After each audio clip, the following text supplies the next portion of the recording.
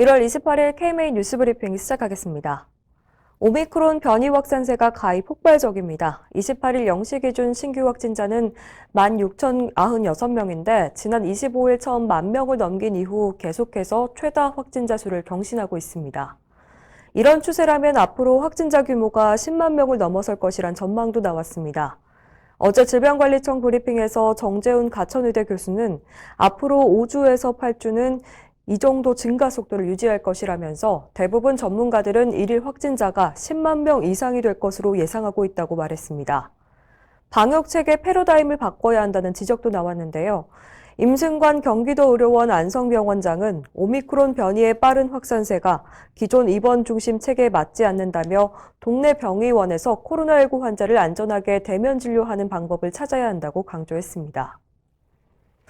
코로나19 상황이 심각하게 돌아가자 대한의사협회가 지역사회 의료기관을 중심으로 코로나19 대응 체계를 운영하겠다고 밝혔습니다. 의협은 어제 긴급 기자회견을 열어 코로나19 진료의원으로 지정된 동네 의원급 의료기관에서 신속 항원 검사와 PCR 검사를 하고 환자의 병상 배정을 요청하거나 재택치료를 수행하는 방안을 발표했습니다. 확진자를 빠르게 걸러내 신속한 치료 체계를 구축하는 것이 핵심입니다. 코로나19 진료의원은 전국 16개 시도의사회가 신청받아 건강보험심사평가원이 지정하게 되는데 최소 1,000곳 이상 의원급 의료기관이 참여할 것으로 전망됩니다. 의협은 이 같은 방안이 효과를 거두려면 신속항원 검사와 재택치료 수가가 현실화돼야 한다면서 정부의 지원을 요청했습니다. 이필수 의협회장은 확진자가 급증하더라도 환자 특성에 맞춰 슬기롭게 대처해야 한다면서 정부와 긴밀한 소통을 통해 국민에게 일상을 돌려주기 위해 최선을 다하겠다고 말했습니다. 이렇게 의협은 신속항원 검사를 전문가가 직접 실시하는 방안을 제시했는데 정부는 29일부터 전국 선별진료소에서 국민 스스로 검사할 수 있도록 자가검사 키트를 제공하겠다고 발표했죠. 우려의 목소리가 나오고 있습니다. 성흥섭 서울아산병원 진단검사의학과 교수는 어제 국민의힘 주최 공청회에서 집에서 스스로 하는 자가검사는 감염 유무를 판단하는 용도로 사용할 수 없다고 말했습니다. 의료진들은 검체를 비인두에서 채취하지만 일반 국민은 비강에서 채취하게 돼서 민감도가 훨씬 떨어지기 때문입니다.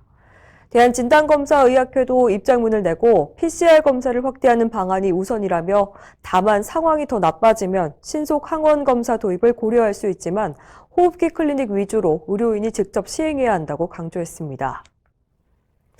간호단독법 저지를 위한 보건의료계의 국회 앞 시위가 이어지는 가운데 의협 회장도 직접 나섰습니다. 이필수 의협 회장은 26일 국회 앞에서 간호단독법 제정에 반대하는 10개 단체 릴레이 1인 시위에 참여했습니다. 이 회장은 직역 간 갈등을 불러일으키고 보건의료 체계에 심각한 위해를 가하는 간호단독법 제정을 저지하기 위해서 총력을 다하겠다고 강조했습니다. 또 국회는 간호법이 특정 직역만을 위한 불합리한 법으로서 국민 건강을 위한다는 취지에 전혀 맞지 않는다는 점을 외면해서는 안 된다고 지적했습니다. 이날 이 회장의 시위에는 이상호 의협 대외협력이사, 좌훈정 대한개원의협의회 기획부회장, 최경숙 대한간호조무사협회 이사 등이 동참했습니다.